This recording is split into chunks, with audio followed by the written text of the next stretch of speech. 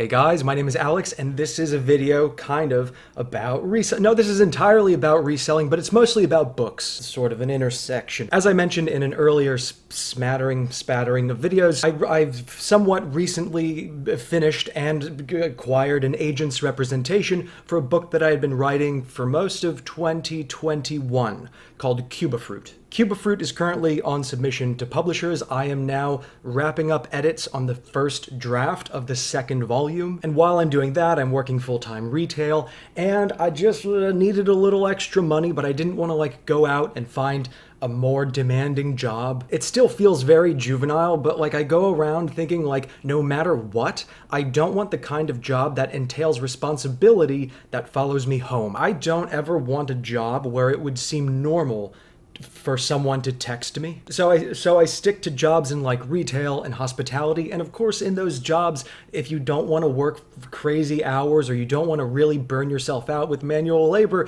there is kind of a ceiling of what you can earn. And I had sold some things on eBay in the past, and somehow, I forget what this trajectory was, but I ended up discovering the reseller corner of YouTube. I think it's the case that most major professions have their own corner of YouTube, but the reseller community is particularly involved. It seems particularly tight-knit. They really engage with their viewership, and I think the reason for it, what almost all of them comment upon at some point, is the fact that if you are just reselling things full-time, and by the way, reselling means you go to a thrift store or a garage sale or whatever, you buy generally used things at a very low price, and then you try to flip them on eBay or Poshmark or Mercari, some sort of online general selling platform. But yes, all of the full-time reseller practitioners, particularly those on YouTube, comment on the fact that it's a very lonely line of work. It entails spending lots of time on the road, lots of time by yourself at various sales. Many of those sales are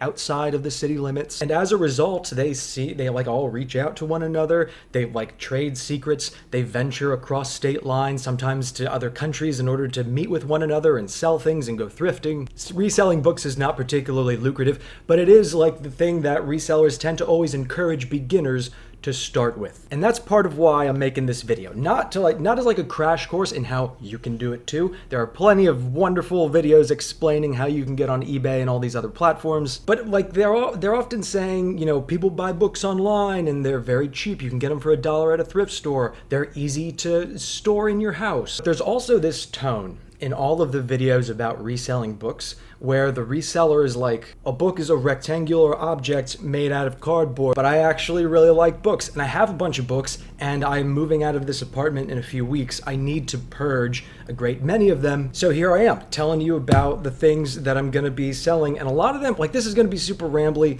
I don't know who this is, the intended demographic for this is, but most of the things I'm gonna show you in this video are really embarrassing, and they go back to a period of my life that I think I need to purge myself of the evidence that it existed. So the first book I'm posting there is Legion by William Peter Blatty. I think this is in reverse, aka Billy Patty Blatty, as we called him on the streets. He became very famous, not quite a household name, but pretty famous in the 70s because he is the author of The Exorcist, which is the novel on which the great William Friedkin movie is based. Legion is his lesser mentioned sequel to The Exorcist. It follows Detective Klineman, who appears in The Exorcist somewhat briefly, and who is the most compelling character maybe in cinema history, the way that he's depicted in the movie. I do really like the book of The Exorcist. I don't particularly like this. Maybe I can't say that because I didn't finish it. I actually tried to read this in earnest for the first time this past October. I was trying to binge horror-ish material. I was doing a little mini-series on my podcast. There's a link to that in the description. I kind of do it every year now. It's a series called Epoque Conversation, and for Epoque Conversation, I was trying to read horror novels, and the one that I got through that I really liked was a galley. I got it on NetGalley. Grady Hendrix's new novel, How to Sell a Haunted House, and the connection here, when Billy Patty Blatty died a few years ago, Grady Hendrix wrote an obituary for him. I think it ran on Tor.com, and he mentioned in that obituary what I did not know, which is that William Peter Blatty wrote The Exorcist in an amphetamine-fueled sprint. And then I was reading this, the first couple chapters of this in October, and something was missing. That is, it sounds terrible to say, but that's what this book is missing. is narcotics. Speaking of things that seem terrible to say, I read The Babysitter by R.L. Stine. This holds like a very rich, mantled place in my heart because The Babysitter is the first like chapter book that I ever read in one sitting. And I read it when I was 12 years old and I was super thrilled about it. And I read it all day in 6th grade, paying attention to nothing that was going on around me. And then feeling super triumphant, I like got out of school, my mom picked me up, I jumped in the car and I was like, Mom, guess what? That book that you got me yesterday, I read the whole thing today.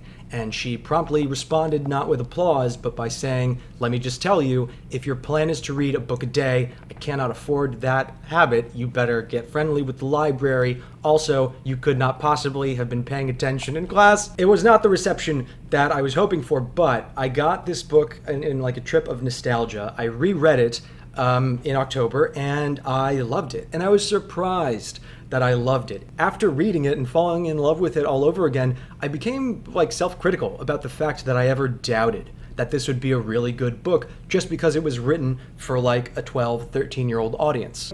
R.L. Stine has sold literally around 400 million copies. And there's gotta be a reason for that. Obviously, there are many like terrible books that sell millions of copies. The prose was actually really good. There's a great economy to the writing, and I think a lot of that is informed by the fact that, if I remember correctly, R.L. Stine had to write all of those Goosebumps novels in like 2 months. He would give himself like 10 days to do the first draft, and then he would just plow through revisions in the next 2 or 3 weeks. Toward the end of 2022, I reread the entirety of Lemony Snicket's series of unfortunate events, and I was noticing like how it's 13 volumes and how close they are in terms of publication date. And then I realized like if you're writing a series for kids grow up kind of fast, especially they grow out of a certain like period of reading. And in going through Lemony Snicket's series of unfortunate events, I realized like how meticulously crafted it is.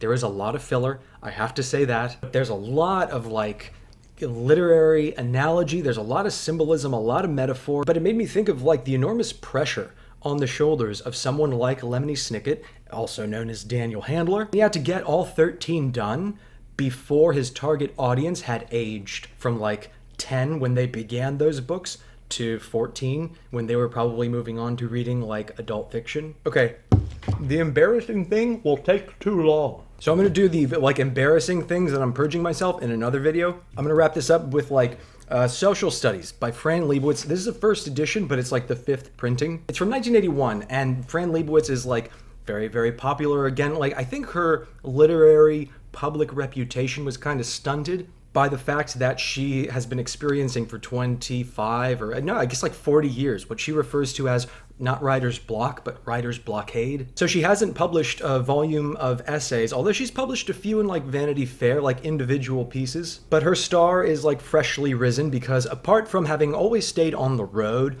as like a public speaker, I don't want to say it's like stand-up comedy, but some of it is a little routine-ish. The most recent big thing in Fran Lebowitz's career was Martin Scorsese made like a docu-series about her on Netflix called Pretend It's a City, and I strongly recommend it. But what I recommend slightly more than Pretend It's a City is the documentary he made about her for HBO back in like 2005 or 7. That one is called it's just called Public Speaking. And Fran Lebowitz is one of these authors where like I love her persona. I am kind of obsessed with her, and I read a lot about her, but I don't read much of her actual work. You can find some of her more recent writing online, essays about race. I think there are a couple book pieces on Vanity Fair's website, but the actual humor bits feel a little stiff to me for some reason. But she's one of these authors where like I really love the author, but I'm not a huge fan of the work. The same thing is the case with like Gore Vidal. I love Gore Vidal as like a public persona, but I've never been able to get into his fiction. I agree with Steve Donahue that he's probably like my all-time favorite essayist, but he prided himself on being a novelist. I've never been able to get into one of his novels. Same thing with Zadie Smith. She's one of my favorite novelists. Cannot get into her fiction. Anyways, as it comes to prices, like the thing about selling books on eBay is like, no, the only way to entice someone to buy it is if it's like a single-digit dollar amount, but you also kind of have to offer free shipping. But so it basically means like you're gonna sell, like at most you sell this for like $9 plus free shipping. So the free shipping takes roughly $4 away. eBay takes 12% of the transaction. So basically, like on everything you sell, you're gonna make like a $2 profit. Because this is a first edition and because the Netflix series made Fran Lebowitz like freshly popular and hopefully introduced her to like a whole new slate of readers, I'm gonna tentatively price this at like $25. We'll see how that goes. As for Legion, it is a hardcover, it is a first edition, but it's a book club edition. If you're not familiar with how the Book of the Month Club, I think it's how it still works, but how it used to work is that you paid like a set monthly fee, and every month they would mail you what had been chosen as like the book of the month selection. And it was a thing of such huge buying power that like they printed their own editions. And you can see down here on the front jacket it says, right? It says, yeah, book club edition. They're usually like more square bound, and in like the 60s, 70s, 80s, if your book got picked for the book club edition, it was like bang busters. I've never used the word bang busters all that comfortably, and I think it's because I'm of a generation where the word bang bros was introduced at like a very early age, and it sort of commandeered all of those compound words that start with bang. Anyways, this pseudo-theological horror novel, grievously devoid of narcotics, is going for like $9. And then The Babysitter, which again, it's like a day's reading. But yeah, because it's so small, although it's kind of a vintage cover, it's from the 80s, so I don't know. The spine says it used to go for $3 retail. I'm putting it up there for $6. There's a link to my eBay store in the description if you want any of these, and if you look there, you're gonna see what the next video is gonna be about, the embarrassing shit that I'm purging. Anyways, thanks for listening, and I will talk to you next time.